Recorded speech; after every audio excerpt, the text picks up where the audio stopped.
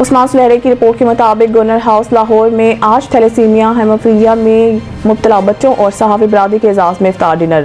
آج میرے مہمان تھیلیسیمیا کے وہ بچے ہیں جو وزیروں اور مشیروں سے بھی بڑھ کے ہیں۔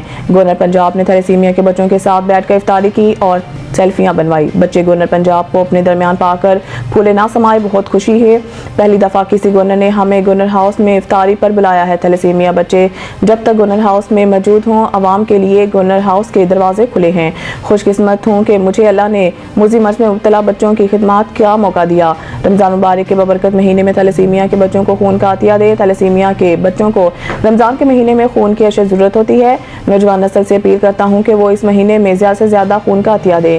سندس فاؤنڈیشن جیسے فلاحی ادارے جو انسانیت کی خدمت کر رہے ہیں، ہر سطح پر حوصلہ افزائی ہونی چاہیے۔ پیپلز پارٹی نے اداروں کی آزادی، خود مختاری اور قانون کی بالادستی کے لیے ہمیشہ جدوجہد کی ہے۔ پیپلز پارٹی آزادی صحافت پر یقین رکھتی ہے، عوام میں شعور پیدا کرنے کے لیے میڈیا کا کردار کلیدی ہے۔ صحافی برادری اور سیاستدانوں کا چلی دامن کا ساتھ ہے۔ آزاد اور ذمہ دار میڈیا جمہوریت کے لیے ناگزیر ہیں۔